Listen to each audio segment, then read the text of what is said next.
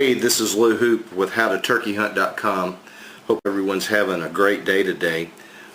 This video is going to talk to you about how to get your new friction call ready for turkey season. What I have here is one of our gobbler game calls. This is the Double Trouble Jenny. It's a plastic pot with a glass striking surface on the large side and a small slate on the back side. I really like two-sided calls because it gives you a lot of flexibility in the woods.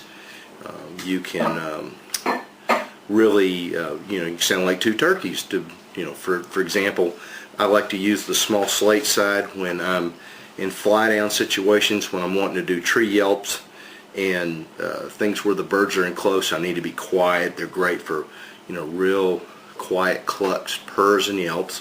And then when I need more volume and I want something that's really clear and sharp, I can go to the glass side.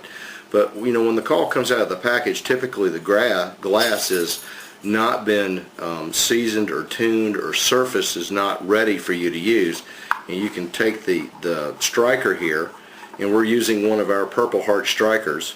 I really love Purple Heart. That's my favorite wood. And as you can see, I'm sitting here just working away and nothing's happened. So what you have to do is you have to get your surface ready to go. Now, there are several things you can use to do this with. I like to use sandpaper. Now, this type of sandpaper I like to use, this is about 80 grit, I believe, that I use. It's actually the kind of the wallboard paper.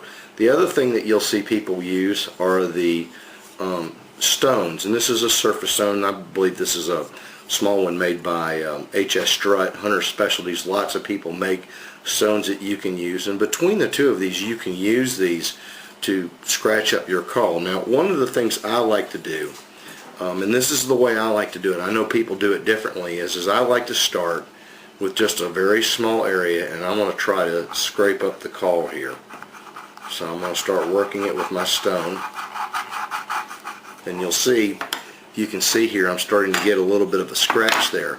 Then off of that scratch, I'll take my sandpaper and I'll start to work it. And what I'm trying to do, now one of the things that I always do is I make sure that all of my scratchings, the lines go in the same way. Now, I know people who like to do them in lots of different ways. Some of that is their philosophy is that no matter which way they hold the call, they don't have to worry about which direction they're going to get a bite. But for me, it's just always worked better. But I'm going to sit here and put the call down. And as you can see, as I work it, I'm going to come up with a little bit of an area here that you can see that I've now scratched. I'm going to take my scour pad and I'm going to knock some of the dust off of it. And now I should be able to take the call and I should be able to make a sound.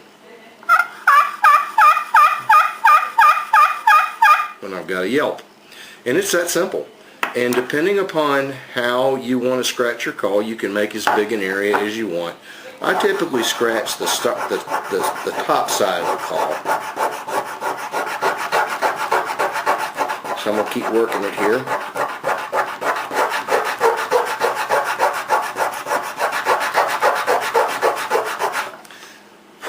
And then I'm going to take it and I'm going to brush it off, and all of a sudden I've got a nice sounding yelp right there. And let's see how my purrs sound.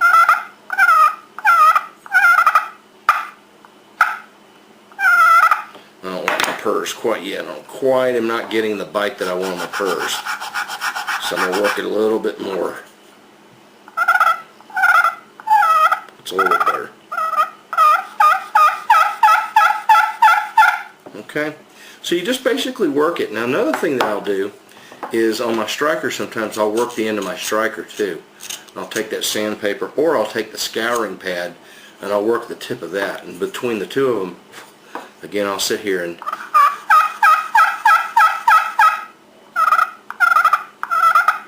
work it. Now, that's pretty much all there is to it. And it's just a matter of trial and error till you get the call sounding like you want it to sound. On the back side, the slate's a lot easier. The only thing I've ever used on the slate is to use the scour pad. And you just want to, every once in a while, I'll take it and I'll scour it up. and then I'll either blow it off or I'll brush it off. When you blow. One of the things that's really important in call maintenance you ever do is don't touch the surface of the call. Don't touch the end of your striker. Whenever you do that, you put oil on it, and that oil will get you in the way of making good contact. So back to the slate. Now that I've roughed up my slate, again, if I go to my Yelp, there's my Yelp. There's some cuts. And then here's my purrs. That sounds really good. Now, like I said, I really like two-sided calls because, when you look at this, you can flip this call back to back and hear the different sound. Here's the Yelp on the glass side. Okay, and then here's the Yelp on the slate side.